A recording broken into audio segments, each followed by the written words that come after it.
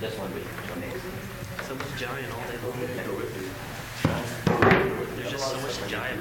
Yeah.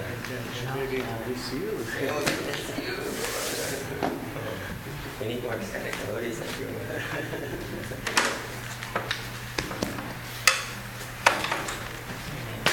Are you flying? Zach, are you flying there? Flying. Oh, good. Yeah. It's actually a lot cheaper. It takes a lot less time.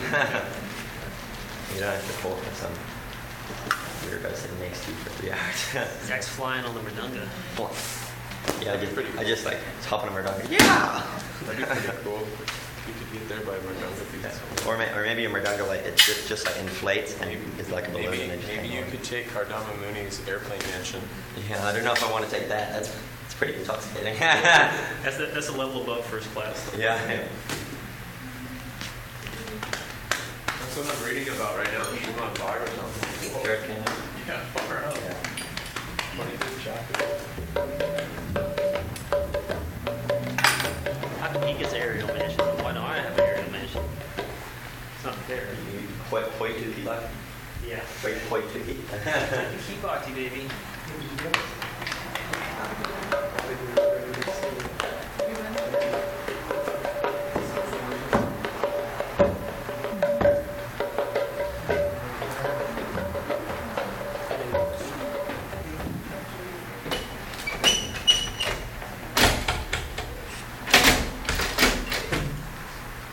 Zach, now that you've opened that, you can close it again because we're about to do the Jairavada. Oh. Good job. Is that for the neighbors? That's for the neighbors? Yeah, they actually deserve it. We should be nice. Oh, yeah. Even though they're extremely inconsiderate for us, we should be considerate for them. Sounds great.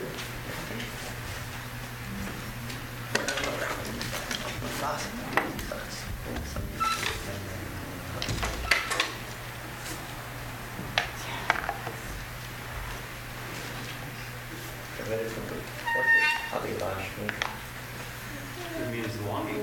Oh, that makes sense. That's what's in Zach's heart.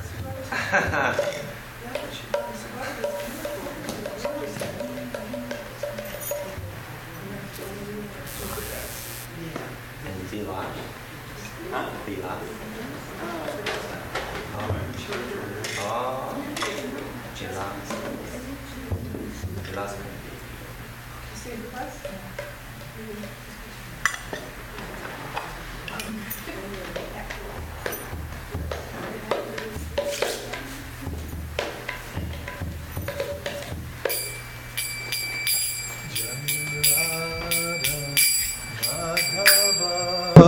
Kunja Bihari Jaya Radha Madhava Kunja Bihari Jaya Radha Madhava Kunja Bihari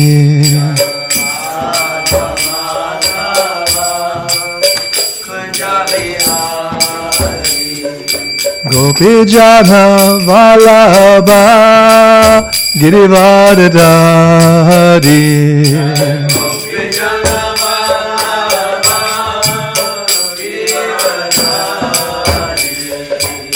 Gopi Jana Vallabha Girivardhari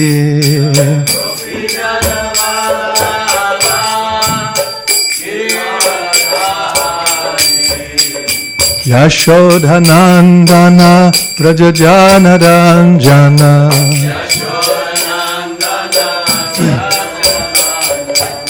Yashodhanandana Vrajajana Ranjana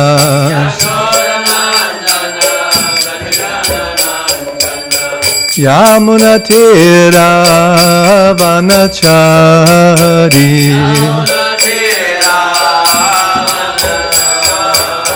Yamunatira Vanachari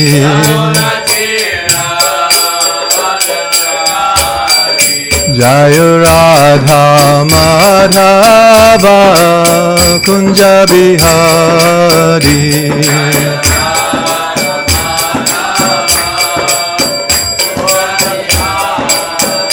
Jaya Radha Madhava Kunja Bihari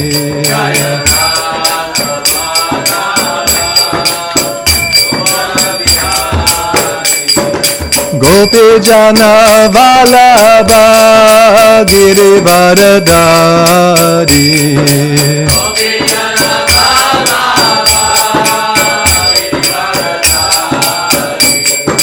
Gopi Jana Vallabha Girivaradari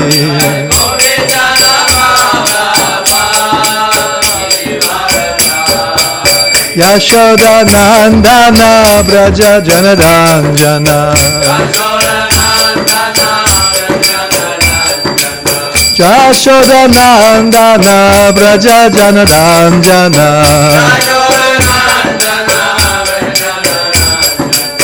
Yamuna Tira Vanachari Yamuna Tira Vanachari Jaya Radha Madhava Kunja Bihari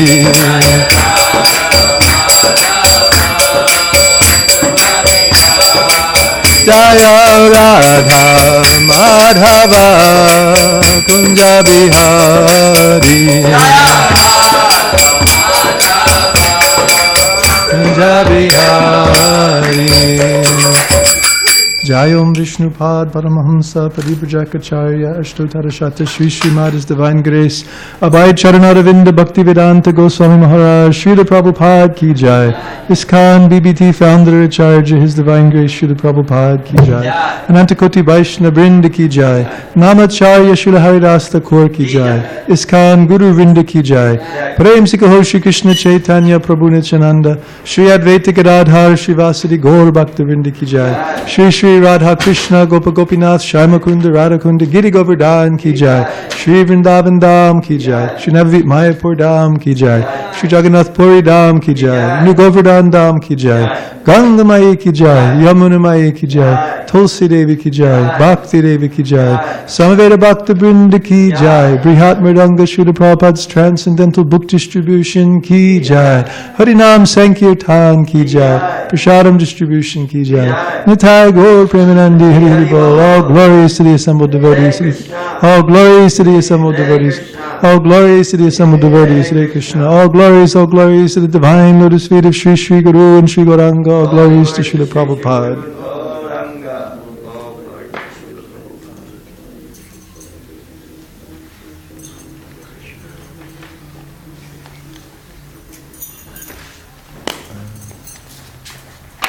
Let's see. I have some supplemental literatures here, but is there a third canto around? 10th canto? Third? Oh, you don't have a book?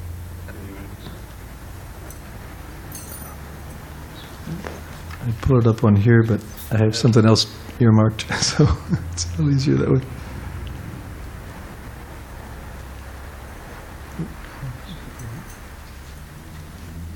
Thanks a lot.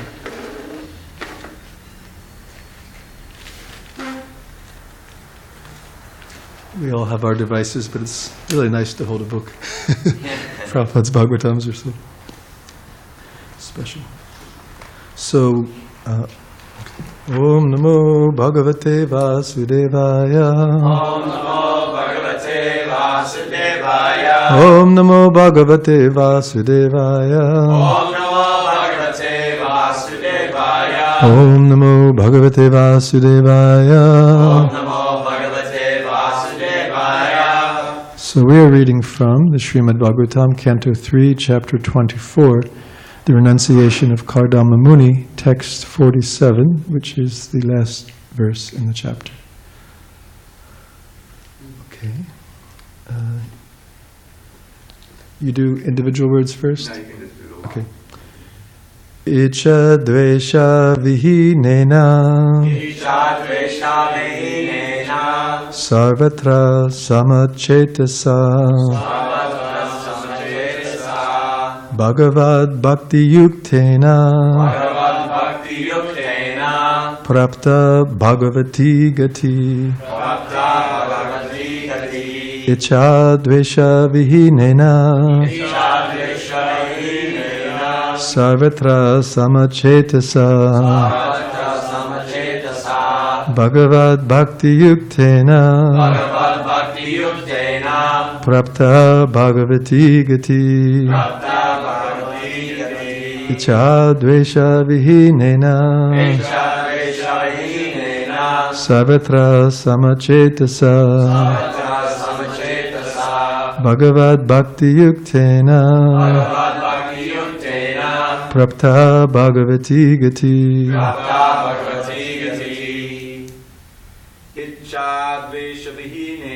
Icha dvesha vihinena sarvatra samachetasa Bhagavad bhakti yuktena prapta bhagavati gati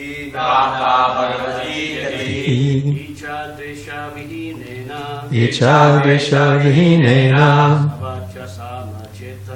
sarvatra samachetasa Bhagavad bhakti yuktena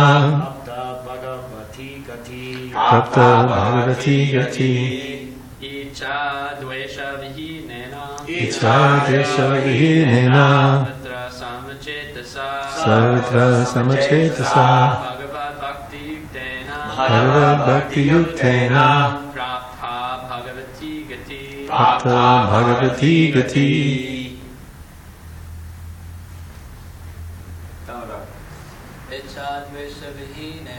Icha dvesha vihinena sarvatra samachetasa Bhagavad bhakti yuktena prapta bhagavati gati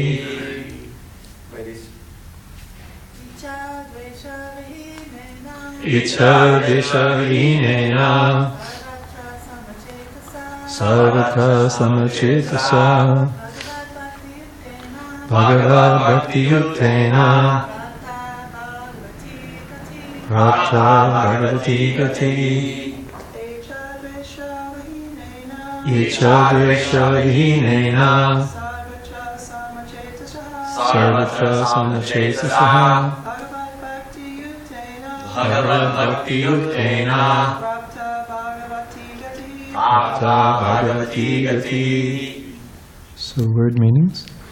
Icha, desire, dvesha, and hatred, vihinena, freed from, sarvatra, everywhere, sama, equal, chetasa, with the mind, bhagavat, unto the personality of Godhead,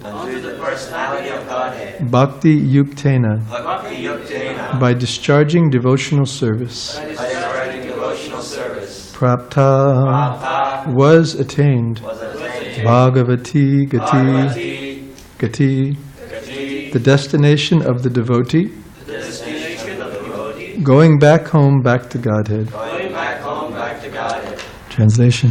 Freed from all hatred and desire, Kardama Muni, being equal to everyone, because of discharging uncontaminated devotional service, ultimately attained the path back to Godhead. Please repeat. Being freed from all hatred and desire. Kardama Muni, being equal to everyone, because of discharging uncontaminated devotional service, ultimately attain the path back to Godhead. Srila Prabhupada's purport. As stated in Bhagavad Gita, only by devotional service can one understand the transcendental nature of the Supreme Lord and, after understanding Him perfectly in His transcendental position, enter into the kingdom of God. The process of entering into the kingdom of God is Tri Pada Bhuti Gati, or the path back home, back to Godhead, by which one can attain the ultimate goal of life. Kardama Muni, by his perfect devotional knowledge and service, achieved this ultimate goal, which is known as Bhagavati Gati. Thus end the Bhaktivedanta purports of the 3rd canto, 24th chapter of the Srimad Bhagavatam, entitled The Renunciation of Kardama Muni. So, a little bit of a shorter purport, so I took a few notes. Not so accustomed to public speaking. It's interesting in the verse, this he's freed from hatred and desire, right? This icha dvesha. So we find this in the Bhagavad Gita also, icha dvesha samutena, right? Dvandva mohena bharata. It's the 3rd line. Let's see if we can find it. Sarvabhutani samoha sagayanti parantapa. That Lord Krishna says to Arjuna that, O conqueror of foes, Arjuna, that everyone is born into delusion, overcome by the dualities of desire and hate. And in the purport there, Srila Prabhupada explains that we desire to be the enjoyer and the controller. And we envy, which I guess is corollary of hate in this case, we envy the person who has that position, who's in our way of achieving this wonderful goal of being the controller and the enjoyer, right? And that's Krishna, right? So, thus we're born into delusion, right? We're born like that. We're overcome by these dualities of desire and hate. And we see here in this verse, so in one sense, that's the beginning of the descending path, where we've descended into the ignorance of material existence. We became envious of Krishna, and this dualities of desire and hate, they threw us into this material world, and we've become covered life after life in so many varieties of opportunities to attempt to be the controller and the enjoyer. And like Srila Prabhupada explains, this, Achincha Shakti, that in every life there's some unique feature that the living entity gets, which enables us to be, kind of cool in our own little way, we can fly, right? Birds can fly. Everyone has some unique quality, right? But we also see that in every case, we're being constantly harassed by this material nature, right? So it's a very fearful position, just like a bird can fly, but everybody knows. Yesterday, Ladali and her family were rescuing a little bird that had fallen out of a nest. A very precarious situation. There's a cat coming, and like that. She and her daughter were trying to put it back up in the nest, and the mother bird is screaming, right? So a great situation of tension, because, what is that? Ahasti sahastanam apadani chiduspadam falguni tatra mahatan jivo jivasi jivanam. One living being is food for another. It's just the rule of the material world, right? There's a whole hierarchy. And like you see when a bird is eating, right? Even they're nibbling at the flower like that, they're getting the nectar from the, like that, but they're always looking this way, that way, up, down, around, right? At slightest movement, fly off to the highest treetop, right? So, although we have some facilities in this material world, the reality is it's a very, very precarious position. But still, these 8,400,000 species are there, and there's so many opportunities to try to enjoy and control in our own little ways in imitation of Krishna. So this is the beginning of the path, that we are overcome by icha dvesha, desire and hate. But here in this verse we see that Kardama Muni, he's come to the other end of this path. Now he's freed from icha dvesha, he's freed from hatred and desire. As a result, he's equal to everyone because of discharging uncontaminated devotional service. So in that way, he has attained this path back to Godhead, right? So this path back to Godhead is basically what is being described here as the way that Kardama Muni has come to this position. Like we understand, he's very qualified. He meditated for, was it like 10,000 years or longer? Long time. Thousands and thousands of years. He sat wrapped in meditation on the Supreme Lord, right? And his meditation was so nicely done that at the end of it, the Lord actually appeared before him. What would you like? And made the whole arrangement for his marriage with Devahuti, like that, So this is the path that one actually, like Krishna says, man mana bhava mad bhakto, engage your mind always in thinking of me, right? So Gotama Muni was setting a very nice example for us, how to engage our mind always in thinking of him, right? And he was able, in that age, with those qualifications, to meditate for thousands of years in rapt attention. He wasn't eating, he wasn't sleeping like that, he was just completely absorbed, right, in trance. Of course, it's described that in the modern day, in this age of Kali, we don't have such qualifications, right? In the beginning of the Bhagavatam, when the sages of Naimisharanya had gathered and they were trying to see if they could make some arrangement to at least try to hold off the evil effects of Kali for a little while, because they knew it was such a bad age coming, right? Sometimes you see these movies like the bad guys are battering the gate with the battering ram, and all the good guys are holding the gate from within, trying to hold back this onslaught of evil, right? So this age is, in a sense, it's like that. They see, they understand from the Shastra, and this age of Kali is very, very dangerous, and people become very beset by bad qualities, and there's so much falsity, and there's so much quarrel, and there's so much lack of spiritual consciousness, so many bad qualities develop, and people are suffering more and more and more. Sometimes it's said that as Kali Yuga begins, it's immediately hell for the animals, and gradually it becomes hell also for the humans. So it's a very dangerous age, and the sages were trying to ward that off, and they weren't so sure. Then when Sutta Goswami arrived there, they accepted him as the proper leader for the assembly, and they asked him for guidance in how to cross over this dangerous ocean of Kali Yuga. And one of the questions, one of the statements they made in receiving him, they said, "O learned one, in this iron age of Kali, men have but short lives. Furthermore, they're quarrelsome, lazy, misguided, unlucky, and above all, always disturbed." So, they were recognizing our disqualifications, and why, particularly why it will be very difficult for people in the age of Kali to pursue spiritual life to the perfectional stage. Like we see Kardama Muni, he's gotten to that stage, right? So in this age of Kali, that's very, very difficult. And that's why this path of bhakti yoga, like it's mentioned here in the verse, give me 1 second, uncontaminated devotional service, right? So this is the path that our acharyas are giving us, right? This free from karma, fruitive activities, free from jnana, philosophical speculation. We have to engage in uncontaminated devotional service, pure devotional service, because only pure devotional service has the potency not only to free us from all of the reactions of our previous deeds, but to awaken the dormant love of Godhead, which is present in each and every one of our hearts and souls. In the Brahma Samhita, Lord Brahma explains that only bhakti has the potency not only to free us from the reactions of our previous sins, but it actually burns to the root the kama bija, the seeds for sinful activity, which are present in all of our hearts.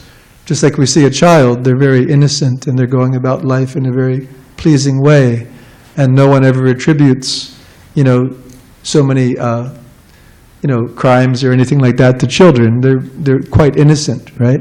Because that's a stage of life. But in the heart of every living being, because the soul is carried from one body to the next by the subtle body, and packed up there with the subtle body is this kama bija, right? And this desire, and at the right time, just like when you look at a plant, it's growing, and at a certain point it fructifies, and then there's a flower, there's a fruit, like that, it comes to its fruition. Similarly, these kama bijas, these seeds for fruitive activities, for fulfilling material desires, are packed up in our heart, and at the right stage of maturity, they become manifest. But this bhakti yoga, uncontaminated bhakti yoga, as mentioned here, this actually burns even those seeds to the point where they cannot fructify, right? So this is the only process of all of the processes of yoga, karma, jnana, hatha, raja, go up to Encinitas, they have a storefront for each one of these, right? So there's so many processes of yoga, there's so many swamis, somebody's trying to become effulgent, somebody's trying to, do this and that and wake up the kundalini and this and that. There's so many things, so many processes may be there, different times and places, but only bhakti yoga, because it's directed towards pleasing the Supreme Personality of Godhead. There's no other emphasis, there's no other purpose, there's no other goal. The goal of bhakti yoga is this bhagavati gati, the ultimate destination, to be reunited with the Lord through this process of loving, unadulterated devotional service. Therefore, by the grace of the Lord, when one practices bhakti yoga, then one steadily moves towards that destination. And because of these disqualifications in the age of Kali, the Lord, out of His utmost mercy, right, has appeared as Sri Chaitanya Mahaprabhu along with His associates, the Panchatattva. Just like when we offer the Lord Bhoga, we chant this Namo Mahavadanyaya, right? Krishna Prema Pradayate. So Rupa Goswami explained that Lord Chaitanya is the most magnanimous incarnation of Krishna, because He's giving freely what no one else before, no other incarnation of the Lord, nobody has ever given, pure love for the Lord, pure love, unadulterated like that. So Lord Chaitanya, out of His causeless mercy, He comes in the darkest time. He comes at a time when we are the most unqualified. And the Panchatattva, it's described there that they make no distinction who's a fit candidate to receive devotional service and who's unfit. I mean, you didn't see this in the time of Kardama Muni. The people that were getting the perfection, right, of devotional service, the people that were traversing this path of devotional service to the Bhagavati Gati, to the ultimate destination, they were very, very qualified. They were people like Kardama Muni. They were spending lifetimes and lifetimes coming to this very, very, very high stage of absorption, samadhi, total focus, right, in their relationship with the Lord, right? That's not possible for us. So the Lord comes and they plunder the storehouse of love of God. When Lord Krishna came, He brought the storehouse and He exhibited His eternal pastimes, but most people didn't really comprehend it, didn't get it. So He comes again as Lord Chaitanya and He breaks open the storehouse and he and His associates plunder it, and they become intoxicated in this Sankirtan Jagya, real intoxication, the intoxication of love of God, right? That's so intoxicating that people that are standing right next to God don't even realize that He's God, right? This Yogamaya potency, right? This love of God is so intoxicating that people just become filled with bliss and they carry out their loving relationships with the Lord. So they plundered this, they broke this open, and through the chanting of Hare Krishna, they spread it far and wide for the benefit of all living beings, right? So this is the Bhagavat Vidhi, this chanting of the holy names, hearing about the name, form, pastimes of the Lord. And to further help us, they also gave training in the Pancharatrik Vidhi. Sometimes Prabhupada gave the example that just like a train travels very nicely on two tracks, right? Similarly, we have these two tracks, just like if you're, a couple of weeks ago we were in Del Mar and we were chanting in the morning, and they have that coaster, whatever it is, that goes up and down the coast. And they have very good tracks, and they're whizzing along, going north, going south, like that, you see, no problem. They're going very, very nicely, usually no problem. And similarly, we have the Pancharatrik Vidhi and the Bhagavat Vidhi. Of course, in Kali Yuga, Sankirtan, chanting the holy names of the Lord, chanting and hearing, this is the only process. This is the process of perfection. This is all one needs. But that chanting must be pure.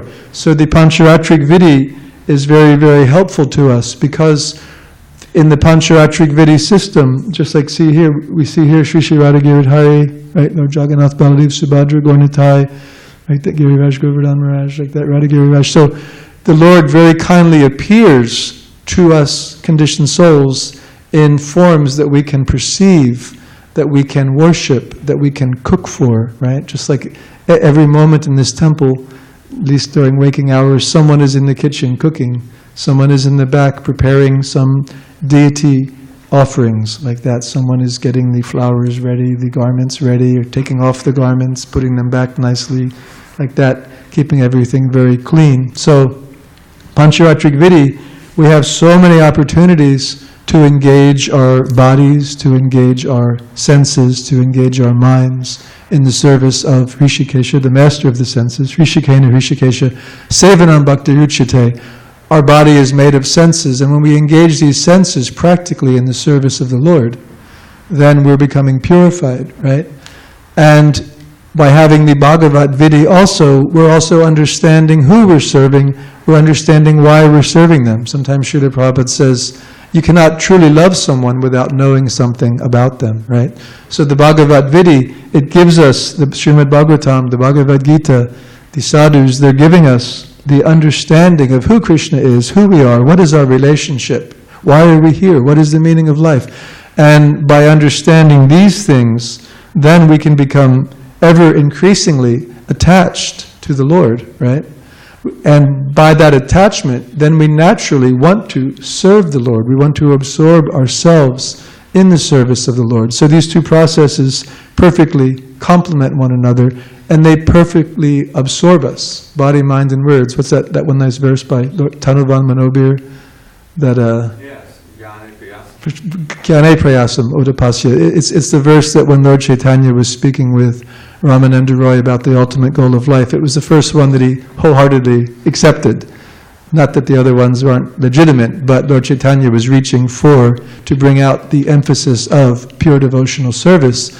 So that verse explains that when one hears the name, form, quality, and pastimes of Krishna from and in the association of pure devotees, and when one giving up fruitive activities and philosophical speculation, and when one becomes so attached to those narrations that one naturally dedicates one's body, mind, and words to the service of the Lord, then they become pure devotee, like that. So Lord Chaitanya, he accepted that understanding as our process of devotional service, the process that we need to attain, that we need to come to. This is our Tripada Bhuti Gati, our Bhagavati Gati. This is our path of devotional service, right? And so we are so blessed by the Acharyas, we are so blessed by Srila Prabhupada and his representatives that they've given us this, they've fleshed out, so to speak, this process of devotional service, because this material world is very misleading and it's like a giant maze. And to stay on the path, first we have to find the path, and then we have to stay on the path. And there are many, many obstacles, there are many allurements, right? And we have to, be very careful. Last night I'm staying with Mahabharat Prabhu and Natalie and Radha Bhakti in La Mesa, that's east of here. And I took a walk in the evening to finish my Japa Vrata. And I was walking on a street, Panorama Street, which is actually a panorama. It goes up a hill and it goes around and you can see from all sides, and then it goes down, and it was quite nice. And then at a certain point, I had gone up and then I came down and I got to another street and I looked around and I thought, well, maybe if I go this way I'll get back, and maybe if I go that way. I thought, no, I better just turn around and retrace my steps, stay on the path, so to speak. And I was thinking a little bit in relation to this, is that we have to stay on the path. And fortunately, the Acharyas have given us such explicit guidance, like we have Nectar of Devotion, right? Rupa Goswami gave Bhakti Rasamrita Sindhu, Srila Prabhupada gave a summary study of the Nectar of Devotion, Bhakti Upadeshamrita, the Nectar of Instruction. And these are guidebooks. These are guidebooks that actually bring us from the very initial stages of devotional service to the highest stages of devotional service. Like in the next, I think beginning in the next chapter, Lord Kapila is explaining this process of devotional service. Very nicely, he explains Sankhya, understanding everything properly, then he explains devotional service. There's one nice verse where in one verse he explains the whole process. Satam prasangam mama virya samvado bhavanti hrit karna rasaya nakata tajoshanad ashu apavagavartmani shraddha ratir bhaktir anukramashiti. From preliminary faith all the way up to prema, he explains this process, and he explains all the different steps along the way. Very important step that most of us are working through is this anartha nivritti, removing the unwanted things from the heart, and from that then we come to nishta, firm faith. So this preliminary faith, shraddha, becomes transformed into firm faith, nishta, by the association of devotees, by hearing, by accepting a spiritual master, serving the spiritual master in the association of devotees like that. And then when we come through those stages, then on that platform of firm faith, then we become very, very fixed in our devotion, and it starts to move towards that spontaneity, where it's no longer just intellectually understanding that I should serve Krishna, but it becomes a very, very deep-rooted desire in the heart that how can I serve Krishna, right, like that. So, and it ultimately becomes a very intense longing for service to Krishna. Like some of the examples Srila Prabhupada gave, he explained that there's no end to this path. As we advance in Krishna consciousness, it just becomes deeper and deeper. Like Srila Prabhupada explained the 6 Goswamis, who are dearest devotees of the Lord, dearest disciples of Lord Chaitanya. You'll never find in their writings where they say, now I have found Krishna, now I have Krishna, but rather they're always longing for Krishna, chasing after Krishna, searching for Krishna. Lord Chaitanya exhibited this mood of love for the Lord in separation. We read the Shikshastakam prayers, right? They're in the mood of searching for Krishna, crying for Krishna. Is it Satchidananda Maharaj, right? Put out this nice little book, Crying for Krishna? Like that. We should be chanting our japa in this mood of intensity, of crying for Krishna. Mother Lalali reads that each morning before she begins her japa, this crying for Krishna. She reads a little selection, and it kind of sets the mood in their home temple for all the devotees that are there to begin our japa, like that. So, and Srila Prabhupada actually taught us that to make real progress on this path, we need to chant the holy names in the genuine mood of a baby crying for the protection of its mother, like that.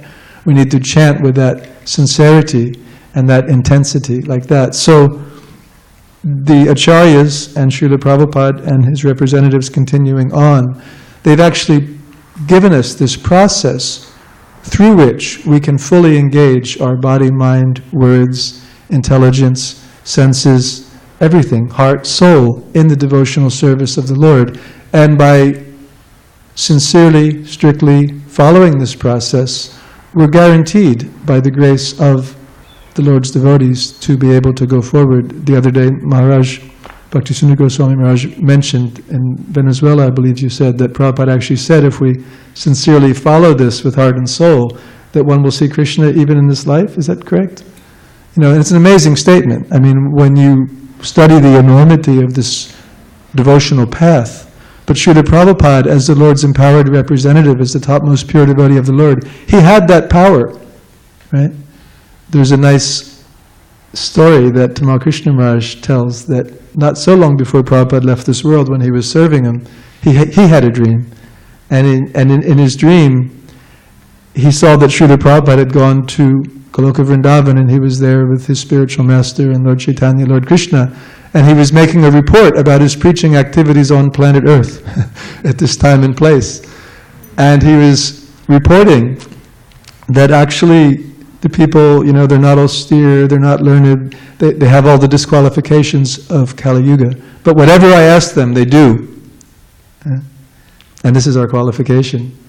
And then Tamal Krishna Maharaj explained that dream to Srila Prabhupada, and he asked him, is this factual? Is it just a crazy dream, or is this the actual? And Prabhupada said, yes. He confirmed like that.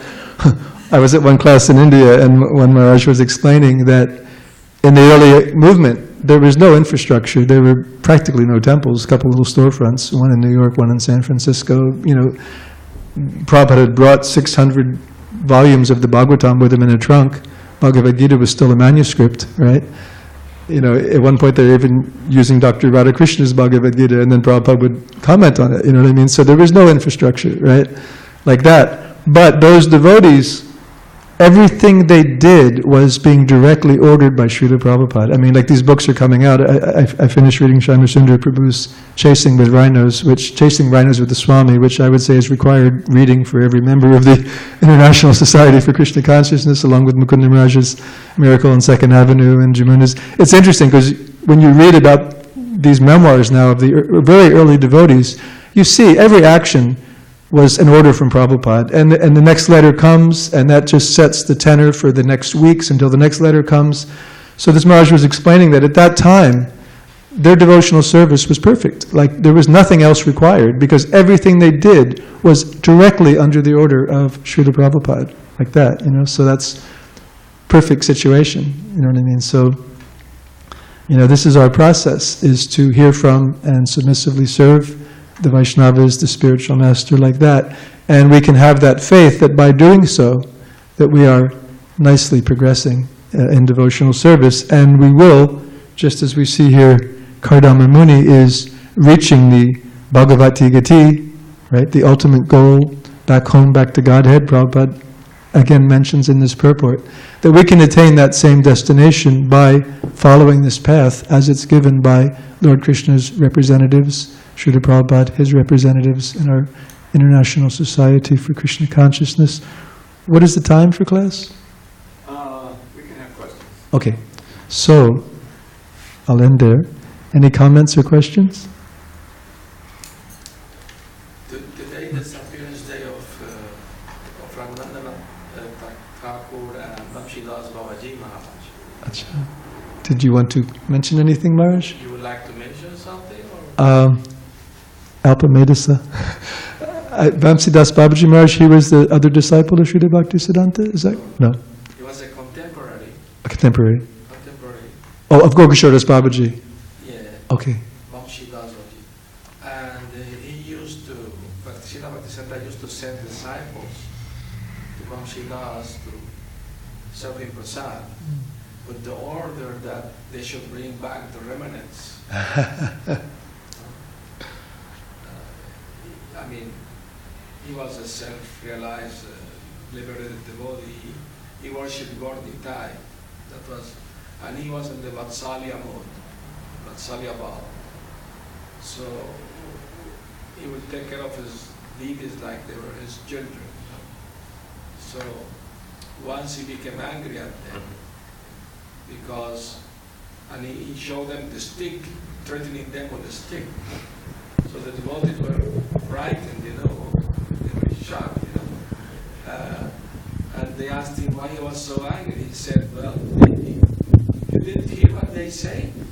No, what did they say? Only he will hear what they were saying. That I should stay here, my Bhajan Kutir, and they will go collect, the bhoga for the cooking. I am old now, I should not over-exercise myself. So they said they will go to collecting the alms and I will stay and chat. And I threatened them, if you step out of this hut, I will break your leg. That was a smooth, At another time, a thief came into the Bhajan Kutir and stole the pots, 2 pots, one for Lord Chaitanya, one for Lord Nityananda.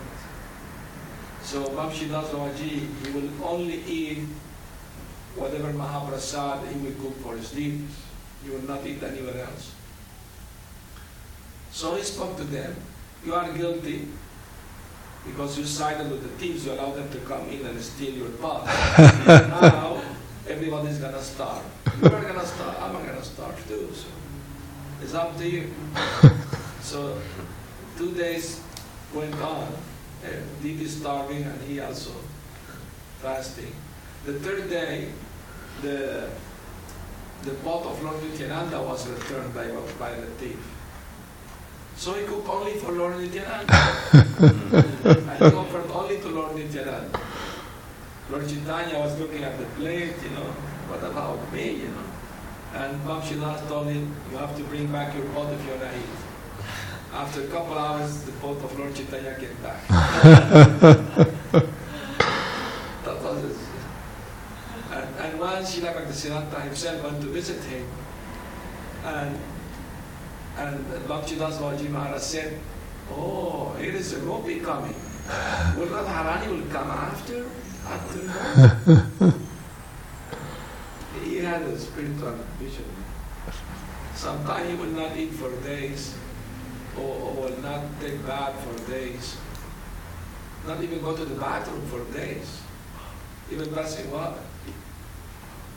He will spend sometimes 6 months in Vrindavan and 6 months in Navadvip. He will go by train, He will never have a ticket. Or he had few associates will follow him and take care of his needs. He was a complete avaduta. Oh, thank you, Maharaj. Did you want to say anything about Raghunandana Thakur? Raghunandana Thakur, that was explained this morning. This morning, okay. That he was the son of Mukunda Datta, isn't he? Yeah. There's a nice little piece that it'll take 2 minutes. Sure. Okay, please see. Yeah. I don't know more by heart, but